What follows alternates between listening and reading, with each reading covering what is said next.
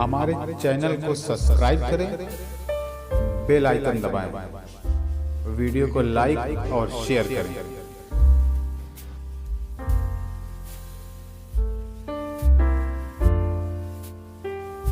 میں حضرت مولانا امین صاحب دامت برکاتہم العالیہ سے بڑے ہی ادب احترام سے گزارش کر رہا ہوں کہ حضرت والا تشریف لائیں اور قرآن کی فضیلت بتا کر ہم تمام سامعین کو محظوظ فرمائیں۔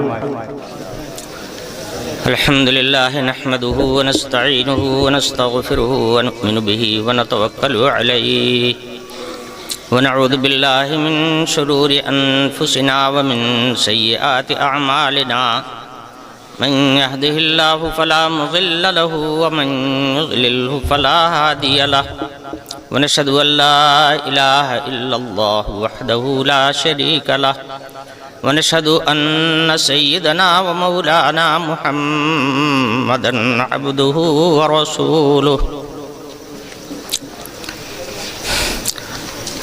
أما بعد فقد قال النبي صلى الله تعالى عليه وسلم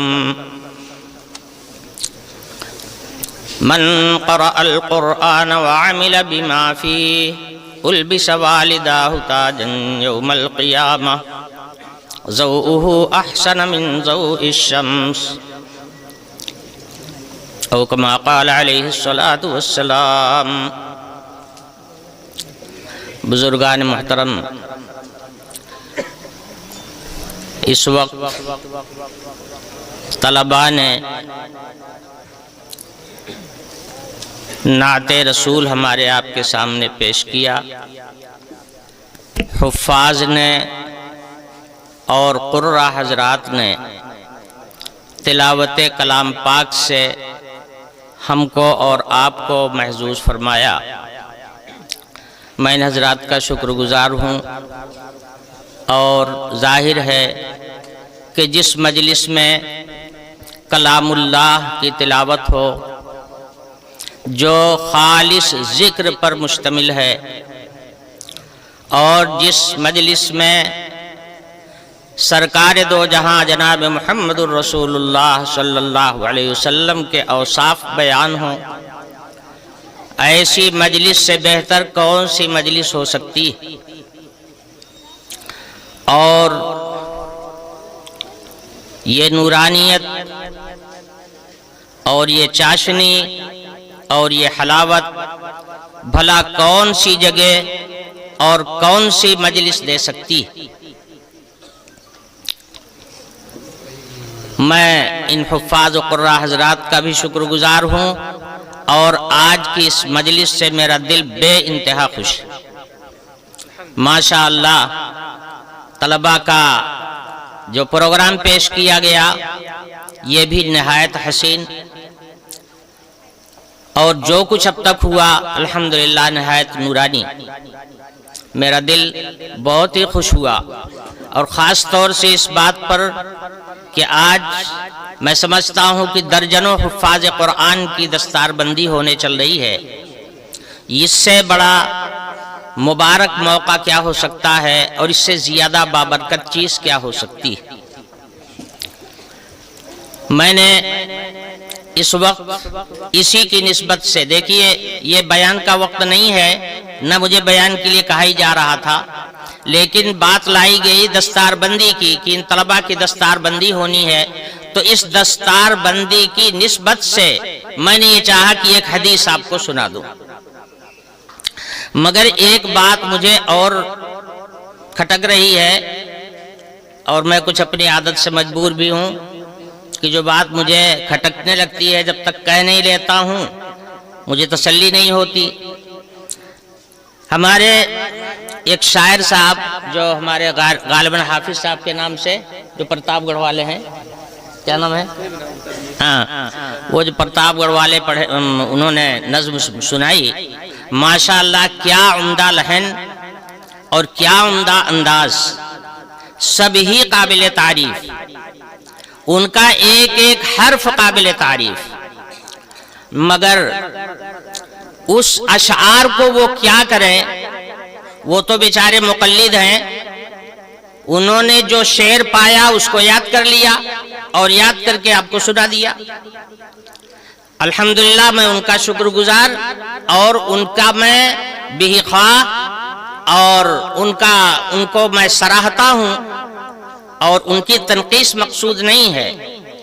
अल्हम्दुलिल्लाह निहायत अच्छे अंदाज से उन्होंने अशआर पेश किया, नाते रसूल को ऐसे अंदाज से पेश किया कि सबका दिल झूम गया।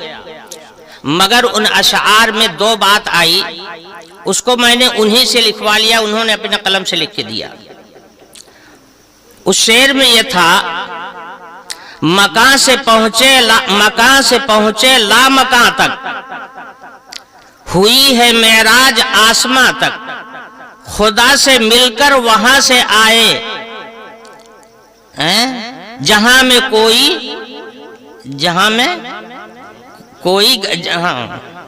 जहां पे कोई गया नहीं।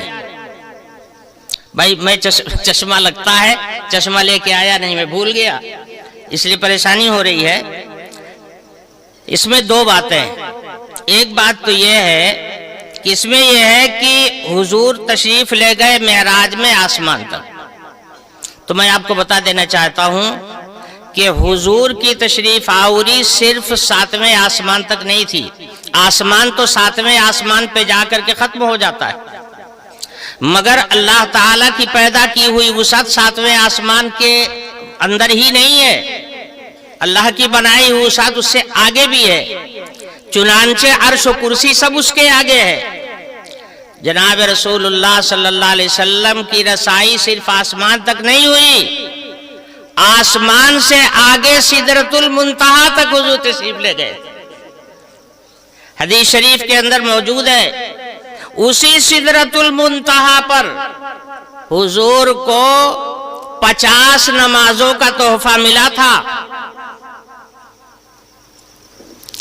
उसी सिदरतुल मुंतहा पर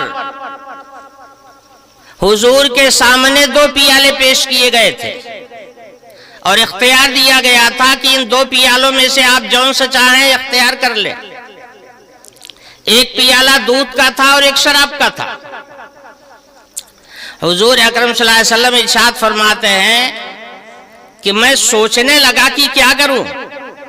हक ताला शानू की जानिब से तो हमें इख्तियार दे दिया गया, जौन सा चाहो ले लो। मैं सोचने लगा तो मैंने सवालिया निशान से, सवालिया अंदाज से हजरत जिब्रील अलैहिस्सलातु वस्सलाम की तरफ देखा तो हजरत जिब्रील अलैहिस्सलाम ने इशारा किया, दूध ले लो, इशारे में कहा। तो मैंने दूध का पियाला उठा लिया। जब मैंने ले लिया तो हजरत जिब्रील अलैहिस्सलातु वस्सलाम ने फरमाया, असब्तल फितरा, आपने फितरत को इख्तियार किया। मेरे कहने का मतलब ये हदीस बयान कर रही है कि हुजूर अकरम सल्लल्लाहु अलैहि वसल्लम सिदरतुल मुंतहा तक गए थे, 7वें आसमान से ही वापसी नहीं हुई, आगे तक गए थे। एक बात। दूसरी बात यह है कि इसमें यह है खुदा से मिलकर वहां से आए जहां तक कोई गया नहीं। ये मसला जरा अहम है।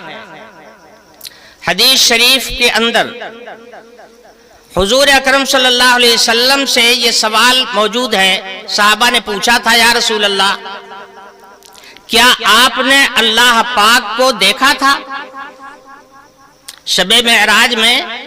क्या आपने अल्लाह पाक को देखा था? हुजूर अकरम सल्लल्लाहु अलैहि वसल्लम ने जो जवाब इरशाद फरमाया, उसके अल्फाज चूंकि उलमाए किराम यहाँ मौजूद हैं, हुजूर ने जो जवाब दिया था, इरशाद फरमाया, हुआ नूरुन अन्ना रआ, वो तो एक नूर है, भला मैं कहां देख सकता हूं। हजरत आयशा सिद्दीका रजी अल्लाह अन्हा से पूछा गया, क्या हुजूर ने अल्लाह पाक को इन आंखों से देखा था? भाई देखो, मेराज का मसला जो है बड़ा अहम है। हुजूर को मेराज जो हुई थी, अहले हक का कहना यह है कि हुजूर को मेराज जिस्मानी हुई थी। जब जिस्मानी हुई थी तो वहां जो कुछ हो रहा था जिस्मानी अंदाज से होगा। देखेंगे तो हुजूर इन आंखों से देखेंगे। हजरत आयशा से पूछा गया, बताइए अम्मा जान, क्या हुजूर ने अल्लाह पाक को देखा था? حضرت عائشہ صدیقہ رضی اللہ عنہا نے فرمایا کہ کون کہتا ہے جو کہتا ہے وہ جھوٹا ہے.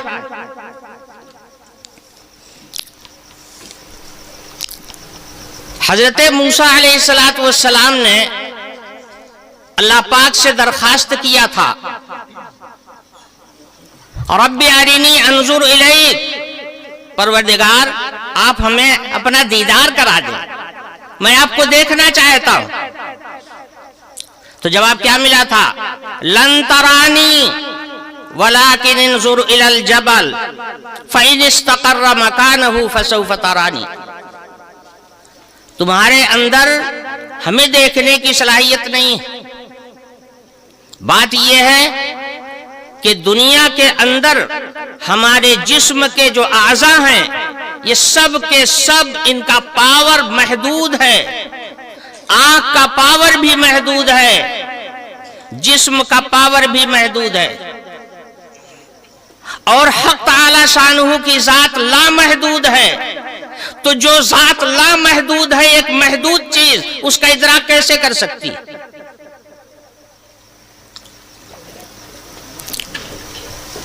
حدیث شریف کے اندر موجود ہے، حضور اکرم صلی اللہ علیہ وسلم نے حضرت جبریل سے پوچھا کہ جبریل کیا آپ نے اللہ پاک کا دیدار کیا ہے؟ حضرت جبریل وہ ہیں جو اللہ کا پیغام رسولوں کے پاس لے کے آتے ہیں. رسولوں کے اللہ پاک کے پاس سے پیغام لانا یہ سوائے جبریل کے اور کسی کے بس کی بات نہیں ہے. حضور کو ملتا ہے پیغام ربانی تو حضرت جبریل کے واسطے سے ملتا ہے. حضرت موسیٰ کو پیغام ملتا ہے تو حضرت جبریل کے واسطے سے ملتا ہے. حضرت عیسیٰ علیہ السلام کو جو پیغامات ملے حضرت جبریل کے واسطے سے ملے. حضور اکرم صلی اللہ علیہ وسلم انہی حضرت جبریل سے پوچھ رہے ہیں کہ جبریل کیا آپ نے اللہ پاک کو دیکھا ہے؟ حضرت جبریل نے جواب میں ارشاد فرمایا میرے اور اللہ پاک کے درمیان میں 70,000 نور کے پردے ہیں. کیا مطلب ہوا؟ کہ مجھے بھی دیدار نصیب نہیں ہے.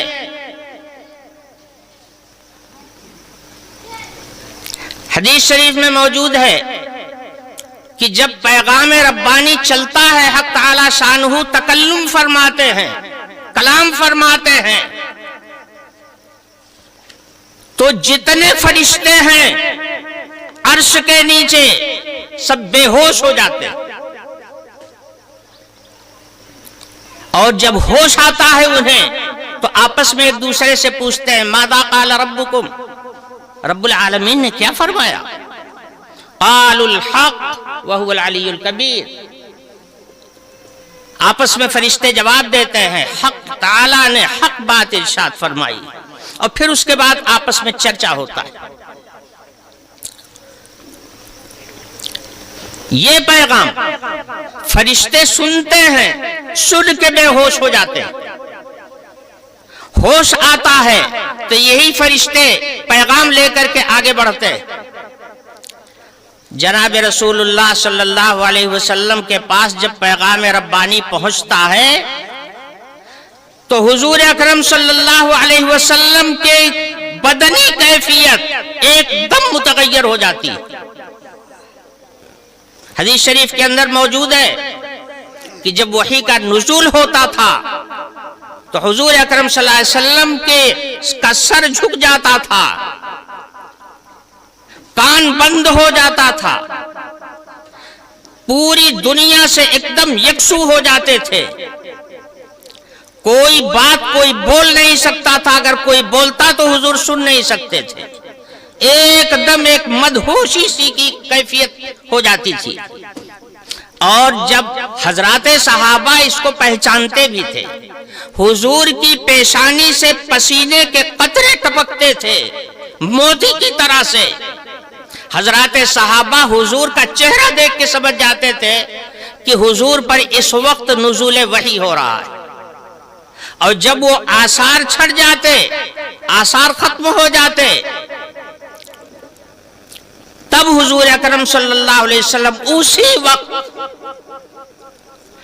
2-4 आयतें नाजिल हुई होती, कभी पूरी पूरी सूरत नाजिल हो जाती, सैकड़ों आयतें कभी कभी नाजिल हो जाती।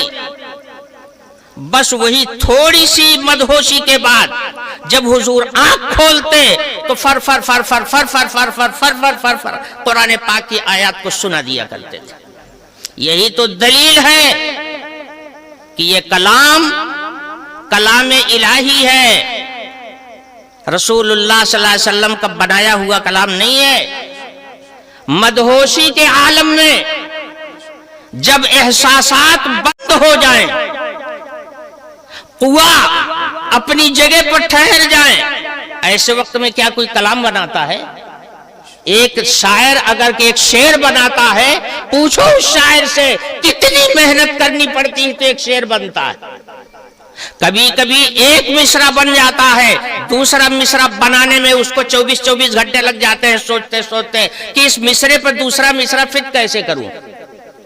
निहायत चाक चौबंद होता है, कुव्वत हाफिजा मजबूत होता है, आंखें खुली हुई होती हैं, दिमाग चल रहा होता है, तब आदमी से एक मिसरा बनता है, एक शेर बनता है।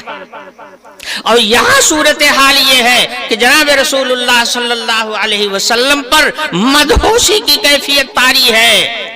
आंख बंद है, कान बंद है, सर झुका हुआ है, पसीना टपक रहा है, और थोड़ी ही देर में जब हुजूर आंख खोलते हैं तो कुरान सुनाते हैं। और थोड़ा थोड़ा नहीं, कभी कभी तो पूरी पूरी सूरत नाजिल होती और हुजूर उसके बाद फौरन वो सूरत सुना देते। मौजूद लोगों को सुना देते, लिखने वालों को बुला करके लिखवा देते। खैर, बात लंबी हो जाएगी। मैं अर्ज ये कर रहा था कि दीदार खुदाबंदी का जहां तक मसला है तो अहले तहकीक की तहकीक ये है कि परवरदिगार आलम को देखने की कुव्वत इन आंखों में दुनिया के अंदर किसी के अंदर नहीं। हाँ, जन्नत में जाने के बाद अहले ईमान को दीदार खुदाबंदी हासिल होगा, इस पर इत्तेफाक अहादीस मौजूद है। हुजूर ने इरशाद फरमाया कि जन्नती जन्नत में पहुंचने के बाद रब्बुल आलमीन को ऐसे देखेंगे, कमा रअयतुमुल कमर लैलतल बद्र, जैसे तुम चांदनी रात में, 14वीं की चांदनी रात में चांद को देख लेते हो बगैर किसी मुजाहमत के, ऐसे ही जन्नती जन्नत के अंदर परवरदिगार आलम को अपनी खुली आंखों से देखेगा। कोई मुजाहमत नहीं हो, कोई परेशानी नहीं होगी। तो किसी नबी को दीदार खुदाबंदी दुनिया में हासिल नहीं हुआ। सरकार दो आलम सल्लल्लाहु अलैहि वसल्लम को भी दीदार खुदाबंदी दुनिया के अंदर हासिल नहीं हुआ। याद रखिएगा, कुरान पाक के अंदर मेराज में हुजूर के कुर्बे खुदाबंदी को जिन आयतों में बयान किया गया है उसमें यही तो है, सुम्मा दना फतदल्ला फकाना काबा कौसैन औ अदना। आयत में फासला बयान किया गया है, हुजूर निहायत करीब थे मगर कौसैन का फासला बाकी था। तो दीदार खुदाबंदी कैसे हासिल हो जाएगा? बात थी, चल पड़ी। मैं वो हदीस आपको सुनाना चाहता था, या सुनाया था मैंने आपको। हुजूर अकरम सल्लल्लाहु अलैहि वसल्लम ने हिफ्ज़े कुरान की निस्बत से इरशाद फरमाया, मन क़रअल कुरआन व अमिल बिमा फी उल्बिस वालिदाहु ताजन यौमल क़ियामा ज़ौउहु अहसन मिन ज़ौइश शम्स। जिस आदमी ने कुरान याद किया, कुरान को पढ़ा और उसके मज़ामीन पर अमल भी रहा, वअमिल बिमा फी। याद रखिएगा, हम लोग इस खुशफहमी में भी मुब्तला हैं। कुरान हिफ्ज कर लिया, माँ बाप को ताज मिल जाएगा, ہمیں جنت مل جائے گی، اکیلے کو نہیں 10 کو اور لے کے جائیں گے۔ یاد رکھیے گا، صرف قرآن حفظ کر لینا کافی نہیں ہے، وَعَمِلَ بِمَا فِيهِ، اس کی زندگی میں قرآن ہونا بھی چاہیے۔ قرآن پاک کا مضمون اس کی زندگی میں بھی جھلکنا چاہیے، یہ شرط لگی ہوئی ہے۔ اچھا، جب کوئی ان دونوں شرطوں کو پوری کر لے گا تو ملے گا کیا؟ اور نبی کریم صلی اللہ علیہ وسلم نے ارشاد فرمایا، اس کے ماں باپ کو ایسا تاج ان کے سر پہ رکھا جائے گا جس کی روشنی سورج کی روشنی سے زیادہ حسین ہوگی، ضوءہ احسن من ضوء الشمس۔ آگے حدیث کے الفاظ اور بھی ہیں، چاہے وہ حضور اکرم صلی اللہ علیہ وسلم کا قول ہو یا راوی کا قول ہو۔ فرمایا، فما ظنک بمن عمل بہذا،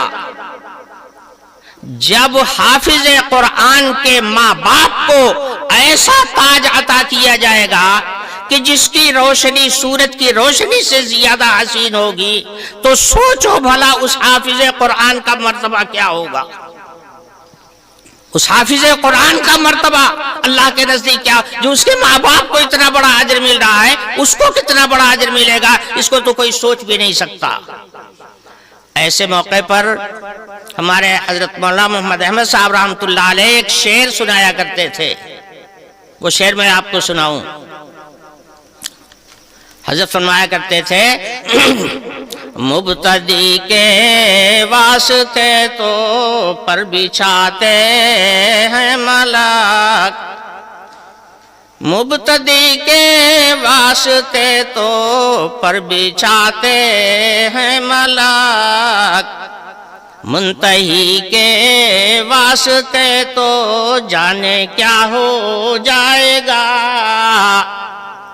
منتہی کے واسطے تو جانے کیا ہو جائے گا۔ کہنے کا مطلب یہ، حافظ قرآن اور عامل قرآن، اس کے ماں باپ کو یہ فضیلت ملے گی کہ ان کو تاج پہنایا جائے گا، اور خود اس حافظ قرآن کا مرتبہ کیا ہوگا، ایک دوسری حدیث میں بیان فرمایا گیا، یقال لصاحب القرآن اقرأ وارتقی ورتل کما کنت ترتل فی الدنیا فإن منزلک عند آخر آیت تقرأها۔ حضور اکرم صلی اللہ علیہ وسلم نے ارشاد فرمایا، حافظ قرآن سے کہا جائے گا، جنت کے اندر کہا جائے گا، پڑھ قرآن، قرآن پڑھتا جا، جنت کے درجات پہ چڑھتا جا، جہاں تیرے قرآن کی آخری آیت ہوگی وہی تیرا مقام ہوگا۔ یہ ہے حافظ قرآن کا درجہ۔ ایک حدیث اور ذہن میں آ رہی ہے، حضور نے ارشاد فرمایا کہ جس آدمی نے قرآن کو یاد کیا اور قرآن سے مدد لیتا رہا، من قرأ القرآن فاستظہرہ فأحل حلالہ وحرم حرامہ ادخلہ اللہ الجنہ وشفعہ فی عشرۃ من اہل بیتہ کلہم تجب علیہ النار او کما قال علیہ الصلاۃ والسلام۔ حضور نے ارشاد فرمایا، جس آدمی نے قرآن پاک پڑھا، قرآن کو یاد کیا اور قرآن سے وہ مدد لیتا رہا، ایک ترجمہ۔ دوسرا ترجمہ، قرآن کو اس نے اپنی ذات کے اوپر غالب رکھا، لہذا قرآن کے حکموں کو پورا کرتا رہا، جو قرآن نے حرام کر دیا اس کو حرام سمجھا، جس کو حلال کیا اس کو اس نے حلال سمجھا۔ ایسے حافظ قرآن کو حق تعالی شانہ اپنی رحمت سے جنت نصیب فرمائیں گے، اسے جنت میں داخل فرمائیں گے۔ اور اتنے نہیں کہ وہ اکیلے جائے گا، وَشَفَّعَهُ فِي عَشْرَةٍ مِّنْ أَهْلِ بَيْتِهِ، اس کے گھر والوں، اس کے عزیزوں اقارب میں ایسے 10 آدمیوں کے معاملے میں، ایسے 10 آدمیوں کے حق میں اس حافظ قرآن کی سفارش قبول فرمائیں گے۔ وہ 10 آدمی جن کے لیے دوزخ واجب ہو چکی ہوگی، یعنی وہ اپنے بداعمالیوں کی وجہ سے دوزخ کے حقدار ہو چکے ہوں گے، ایسے 10 گنہگاروں کے بارے میں حق تعالی شانہ اس حافظ قرآن کی سفارش کو قبول فرمائے گا۔ یہ اس وقت دستار بندی کی نسبت سے یہ حدیث میرے ذہن میں آئی، میں نے سوچا کہ جناب رسول اللہ صلی اللہ علیہ وسلم نے یہ فضیلت اسی لیے بیان کی ہے کہ ہم لوگوں کو یہ فضیلت معلوم ہو۔ مبارک ہے وہ لوگ جن کے ان بچوں نے قرآن پاک کی حفظ کی تکمیل کر لی ہے، بڑے خوش قسمت ہیں جن کی اولاد حافظ قرآن ہو جائے۔ ماں باپ کو فری میں تاج ملے گا، کون سی محنت کیا، مدرسے میں بھیج دیا، مولانا نے پڑھا دیا، آپ نے کیا کیا؟ مفت کی یہ فضیلت مل رہی ہے کہ آپ اس تاج کے حقدار ہو رہے ہیں جو جنت کے اندر آپ کے سروں پر رکھا جائے گا۔ جو لوگ جن کو بھی اللہ تعالی نے اولاد عطا کیا ہے، بچے موجود ہیں، کوشش یہ کریں کہ اگر موقع ہو تو ان کو حافظ قرآن ضرور بنایا جائے، اور اگر حافظ نہیں بنا سکتے تو دوستو کم از کم ناظرہ قرآن پڑھانا تو اپنے ہر بچے کو فرض سمجھنا چاہیے۔ یہ سلسلہ قرآن کے پڑھنے کا آج سے نہیں، سرکار دو عالم صلی اللہ علیہ وسلم کے زمانے سے چل رہا ہے۔ حضرت براء بن عازب رضی اللہ عنہ فرماتے ہیں کہ مدینے میں سب سے پہلے حضرت مصعب بن عمیر اور حضرت عبداللہ بن ام مکتوم رضی اللہ عنہما آئے، اور ہم لوگوں کو انہوں نے قرآن پڑھانا شروع کیا۔ اس کے بعد حضرت عمار اور حضرت سعد اور حضرت بلال آئے۔ اس کے بعد حضرت عمر رضی اللہ عنہ 20 اپنے ساتھیوں کے ساتھ میں مدینے آئے۔ اس کے بعد جناب رسول اللہ صلی اللہ علیہ وسلم مدینہ تشریف لے آئے۔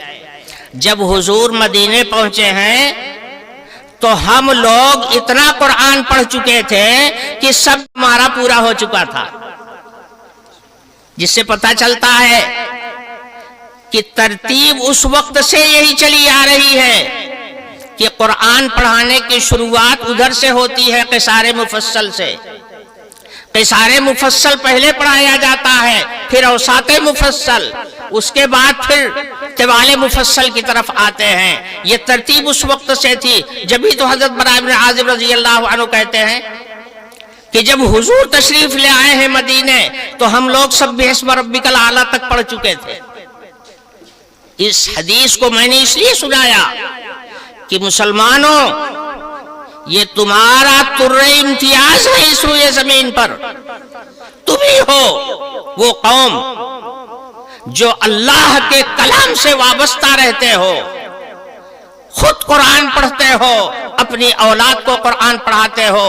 یہ سلسلہ 1500 سال سے مسلسل چلا آ رہا ہے، اس کی نظیر دنیا کی کسی قوم میں نہیں ہے۔ یہودیوں کے یہاں کوئی تورات نہیں پڑھتا، نصارہ کے یہاں انجیل کوئی نہیں پڑھتا، اور دوسری کتابوں کا کیا کہنا، وہ دوسری کتابیں تو ناقدری کی نظر ہو گئی، ان کا وجود ہی ختم ہو گیا۔ اور یہ 2 کتابیں جو ہیں وہ صرف الماریوں کی زینت ہیں، ان کی زندگیوں سے اس کا کوئی تعلق نہیں ہے۔ کوئی مدرسہ آپ نہیں بتا سکتے جہاں تورات پڑھائی جاتی ہو اور انجیل پڑھائی جاتی ہو، مگر قرآن کے مدارس، قرآن کے مکاتب 1500 سال سے تسلسل کے ساتھ چل رہے ہیں، اور انشاءاللہ قرب قیامت تک اسی طرح سے چلتے رہیں گے۔ کمر باندھو، ہمت کرو، ہر بچے کو پہلے قرآن پڑھاؤ، پہلے دین پڑھاؤ، اس کے بعد پوری دنیا پڑھاؤ، زندگی بھر پڑھاؤ، کوئی اعتراض کسی کو نہیں ہے، ہر علم سیکھنا چاہیے، اس میں کوئی شک نہیں ہے۔ حضور اکرم صلی اللہ علیہ وسلم نے ارشاد فرمایا، حضرت عبداللہ بن مسعود رضی اللہ عنہ راوی ہے، فرماتے ہیں حضور نے فرمایا تعلموا العلم وعلموه الناس، علم حاصل کرو اور لوگوں کو سکھاؤ۔ حضور نے علم کو عمومی کیا ہے، پہلے یہ علم جو تھے وہ خاص خاص جگہوں پر رکھے جاتے تھے، بچا بچا کر کے رکھے جاتے تھے، حضور نے اس علم کو عام کیا ہے دنیا میں۔ اس کے اندر میں بتانا یہ چاہتا ہوں کہ حضور نے کسی خاص علم کی تلقین نہیں فرمائی، مطلق فرمایا تعلموا العلم وعلموه الناس، علم حاصل کرو اور آگے کے لوگوں کو سکھاؤ۔ دوسری بات حضرت عبداللہ بن مسعود رضی اللہ عنہ فرماتے ہیں، حضور نے فرمایا تعلموا الفرائض وعلموه الناس، علم فرائض سیکھو اور لوگوں کو سکھاؤ، ورنہ تم فرائض کو نہیں جانو گے اور فرائض سے محروم رہ جاؤ گے، پھر ناانصافیاں ہوگی، مظالم ہوگے۔ زیادہ تفصیل کا وقت نہیں ہے، اتنے مختصر سی بات میں عرض کرنا چاہتا ہوں۔ تیسری بات حضور نے کیا فرمایا، یہ اصل یہ ہے تعلموا القرآن وعلموه الناس فإني امرؤ مقبوض۔ حضور نے ارشاد فرمایا، یہ کس کو کہہ رہے ہیں؟ حضور کے مخاطب اس وقت حضرات صحابہ ہیں، اور حضرات صحابہ کے پردے میں پوری امت مخاطب ہے۔ تو حضور فرما رہے ہیں تعلموا القرآن وعلموه الناس فإني امرؤ مقبوض، قرآن پڑھو اور لوگوں کو پڑھاؤ، اپنے بچوں کو پڑھاؤ، اپنی اولاد کو پڑھاؤ، اور قرآن کے علم کے پڑھنے پڑھانے کا سلسلہ جاری رکھو، اس لیے کہ میں قید رہوں گا۔ فإني امرؤ مقبوض کا مطلب یہ ہے کہ میں قید رہوں گا، میں بھی اس دنیا سے چلا جاؤں گا، میں یہ امانت تمہارے ہاتھ میں دے کے جا رہا ہوں، اس امانت کی قدر کرو۔ تو یہ امانت ہے جناب رسول اللہ صلی اللہ علیہ وسلم جو ہمیں دے کر کے گئے ہیں، بھائیوں اس کی حفاظت کرنا ہماری آپ کی ذمہ داری ہے۔ ہم اگر پڑھتے پڑھاتے رہیں گے تو انشاءاللہ ایسے ہی قرآن محفوظ رہے گا، اور جب پڑھنے پڑھانے کا سلسلہ بند ہو جائے گا تو پھر آپ کی نسلوں سے قرآن نکل جائے گا، نسلیں جو ہیں ویران ہو جائیں گی، ان کے سینے کھنڈر ہو جائیں گے۔ اس لیے کہ حضور نے فرمایا تھا ان الذی لیس فی جوفہ شیء من القرآن کالبیت الخریب، جس سینے میں قرآن کی آیت نہ ہو وہ کھنڈر مکان ہے، ایسا مکان ہے جو رہنے کے قابل نہیں ہے۔ تو بھائیو اس علم کو زندہ رکھو، یہ اللہ کے رسول کی امانت ہے، اللہ کی امانت ہے، اس کی قدر کی جائے۔ ہم قدر کریں گے، اللہ کی یہ نعمت ہمارے بیچ میں موجود رہے گی، اور جس نعمت کی ناقدری کی جاتی ہے اللہ رب العالمین وہ نعمت چھین لیتے ہیں، اٹھا لیتے ہیں۔ قرب قیامت کے متعلق حضور نے فرمایا ہے کہ جب قرآن کے ساتھ ناقدری کی جانے لگے گی، ناانصافی کی جانے لگے گی، تو اللہ پاک قرآن کو اٹھا لیں گے اللہ وہ دن نہ لے آوے. ہم کوشش کریں کہ ایسا دن ہم لوگوں کی زندگی میں بلکہ ہماری اولاد کی زندگی میں نہ آوے کہ ہماری اولاد قرآن سے محروم ہو جائے. اللہ ہم کو آپ کو اس کی ہمت نصیب فرمائے، اس کے اسباب اور وسائل پیدا فرمائے، یہ مدارس چلتے رہیں اور ان میں اسی طرح سے تعلیم قرآن کا سلسلہ قیامت تک جاری رہے. وآخر دعوانا ان الحمد للہ رب العالمین.